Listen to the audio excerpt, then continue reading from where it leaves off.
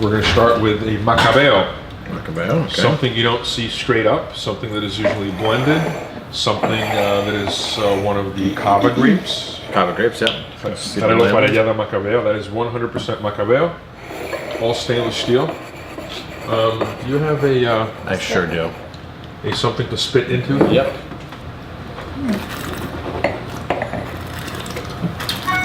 So I love finding really beautiful, clean, aromatic expressions of grape varietals. And this is one of those. Super fresh and actually ordered less than the other ones, but I've seen really good interest in it. Yeah. Even today, I mean, sort of surprising. Again, it's something that people have not, you don't see it. Right. You don't see a Macabeo. You don't. And sometimes they'll oak it, you know, so here you are, almost, you know, the perfect place in terms of getting the acidity right. Yeah. For Macabeo. Sometimes they can be a little bit flat. That is just super lively, rich, creamy, mid-palate. Right? Yeah, it's like, that is like, you know, for us the big thing is here, getting our guests to drink something different. You know, that's the thing. Don't order Sauvignon Blanc's good. Well, we're about to taste the Sauvignon Blanc. But if we can turn something on somebody like a Macabeo that they've never had before, then it's like, oh yeah, cool. I had that really cool grape at Aroma Thyme for the first time. You know, yeah, for the first time, yeah. There was a wine drinker in last night, couple in the back room, and you know he was saying what he likes, and he was very specific, but he was willing to experiment. So I got him something from Northern Italy. I got him 100% Rebo. A lot of consumers, when they're in a comfortable environment with somebody that they feel they can trust, they're willing to experiment. Yeah, they are. It's not just a matter of, you know, not now, not really. You know, it's when someone you feel like someone as a salesperson is pushing it on you versus, hey, I really have for something to try. You know, I pitched him 2 wines. I pitched him the El Dorado. I pitched him the Lava Cap Cab because he never had anything from there. Then I pitched him the Rebo, 100% Rebo from Lake Garda. And you know, he was in a toss-up. He was like, "Wow, what do I do? There's two things I've never had before." And he ended up going for the Rebo because it was have both. Yeah, they'll be back and they'll have. He was happy with whatever I was recommending. Along the same lines of being, you know, what I consider myself kind of on the cutting edge of things, you know, pushing. Part of what's driving it, and I could see it, you know, when I'm out, just looking at the rivers right now, everything is so low fly fishing the last couple of weeks. It looks like August. Yeah. Rain badly. So you're really looking at climate change and what it's doing to the environment on a macro level around here, and they extrapolate it to different places. Like the Iprandi Pinot Noir that we're selling like hotcakes. So like the Lanzaretta Cabernet Franc, things that you don't expect that we're doing really well with because they fit neatly in a category. The wines are really good and they're priced extremely well because they come from areas that are not even expected to be planting or making. Forget about making wine from those varietals that would be, you know, acceptable, and these wines are beyond acceptable. They're actually like, you know, have a wow character. That's delicious. So along the same lines, 15, 20 years ago, maybe even 10 years ago, we would not have even thought about Sauvignon Blanc from Castilla-La Mancha. They're like, you know, well, they're too hot, or and as I said, you find the right spot, the right microclimate elevation. It's incredible what happens. Yeah. I also like terroir, which means that, in my view, I don't like when people internationalize things, and I love their Sauvignon Blanc because they're presenting the fruit in the cleanest way possible.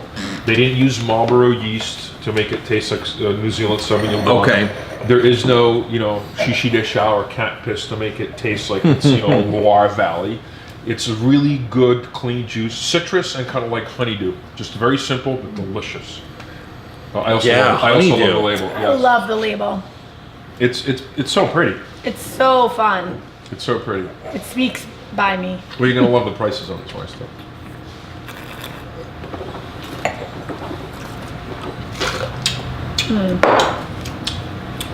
A Spanish Sauvignon Blanc, delicious. Yeah. I mean, you realize now why I'm such a stickler for acidity, and why for me, I don't care what price point the wine is. If it doesn't have a nose, a front, a middle, back, or a finish, any one of those components, it's not a complete wine, whether it's $5 or $50 a bottle. Right. And at the lower end of the scale, it's very, very, very difficult to find stuff that, for me, I can put the rad grape stamp approval on it and say, you know, this is something I could really sell. It's absolutely delicious. So years ago, when I was a young chef at the Greenbrier in West Virginia, they were giving us a wine course, all the apprentices. And the wine captain got up there, the wine sommelier, the wine master of the hotel got up there, and the first thing he explained to us, well, yes, what is wine, right?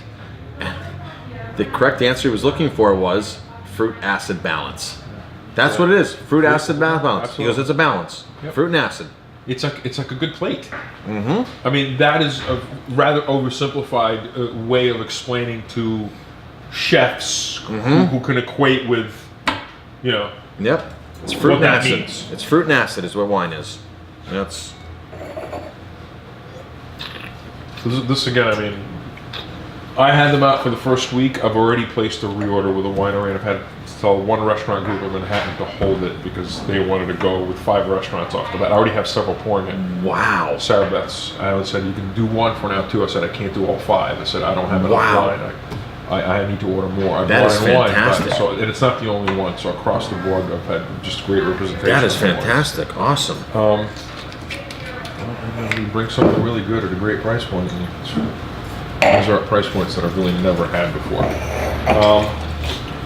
Sometimes I find it a challenge to Okay, make take your last sip of Sauv Blanc. rosé from thin skin reds, Cabernet Merlot, Syrah, Tempranillo, much harder. Because you can get a little too much, almost of a tannic grip, and you can also get too much color.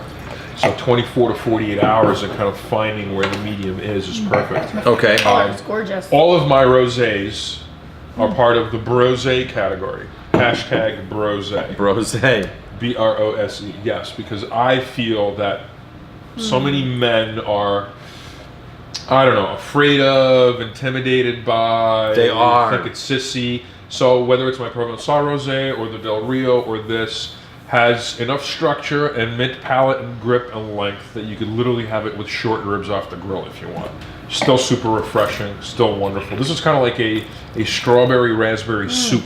It's and you get all the fruit nectar up front. It's really fruity and yet finishes bone dry. And on the backside, you actually feel a little bit of a tannic grip when it rolls off your palate.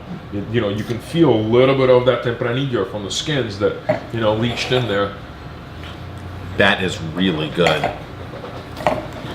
I mean, our big thing is rosé. The last couple years, we sell so much rosé now because we push it, and I think people are understanding more what rosé should be or what rosé is, as opposed to just white Zinfandel. That's opposed to a blush, right? A sweet blush.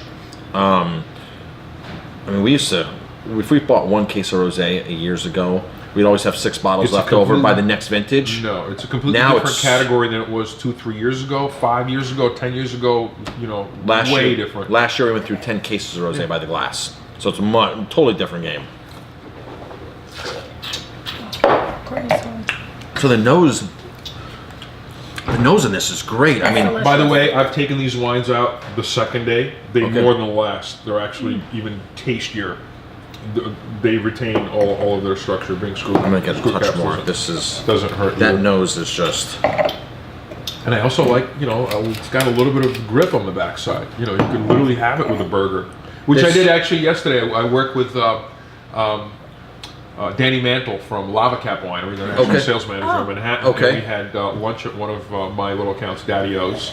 They pour a couple of different things, and one of the things they pour is my Domaine Belle of, which I have the 2015, my Coteau d'Aix-en-Provence, which has the same thing, a little more length, and I had the chicken tacos. He had it with this burger, and he was like, he thought it was awesome with a burger. So, We should be What can I periscoping tell? this. what can I say? All right, 2 more. I said I about was going that. to be short and sweet, No, it's good. like an afternoon interlude. It's good. The spices on this rosé. It is good. So, Tinto Joven, or you know, Tempranillo? Young of the Year So Red. hot. You know what for years you would drink while your crianza how are you? or Hey, how something are ya? better is aging. What's Traditionally, happening? How's it going? Good, good. You're How good. are We're you? just tasting some Sorry wine. to interrupt you. That's okay. No problem. That's okay. How are you? No Good to problem. see you. Good. Yes. How's it All going? right. Very good. Good. You want to? Typically bring the kegs. Do you I'm have you? sorry, Have you no, not a problem. Nice to meet you. Nick, how are you? Do you know what? Heiko's a local Brewer. local brewer. Cool, man. New Pulse Brewing, which is located right down the road now. Oh, German. you're not a New Paltz anymore, huh? Over here, we came to the beautiful mountains over here. That's good though. So, well, it is, yeah. I have my fly rods in the car, man. After I finish up here, I'll probably go hit the Neversink a little bit. So. Trust me. I appreciate it. Have you been? Do you know where? Have you been downstairs? You probably haven't been. So, Tinto Joven, Okay. traditionally made of local grape varieties. Again, we're leaning a little towards something that is non-traditional, but I absolutely love. Half Tempranillo, half Syrah, all stainless. To me, literally reminds me of a Brouilly. Reminds me of a Cru Beaujolais. Okay. Both on the nose and on the palate. Like, wow. I don't know how else to describe it. It's literally like a Chateau de la Terrier. It really reminds me of a Cru Beaujolais. It's got weight. It's just like, it's the perfect pizza wine. It's literally just like make your Chinese taste better. Make Oh, your, like so easy to drink. huh? Yeah. Super easy. You get the Syrah at the end, that spice at the end. Yeah, I see what But you're saying. really I lush think and so, fruit, yeah. and then it's got all this terroir to it between the Tempranillo and the Syrah. It's like the furthest thing from boring. I also love the nose on this. The nose is fantastic. The fruit, kind of like that. Yeah, it's almost like what am I Because smelling? it's not dark stewed fruit. It's really not, it's fresh not, fruit. it's not, You know what I right. mean? It's fresh, dark fruit, and then you get a little leather, a little cedar, a little sage, I all hate that to say it, but I stuff. get a little peach in there. Peach? Plum, maybe? Plum, Some yes. plum? Plum. I got a. Plum, Bing cherry, Yeah, really cherry, bright. yeah. Bing cherry, really bright. That's what it is. It's cherry, not peach. Really ripe Bing cherries with good acidity. When they pick them right when they're still really hard.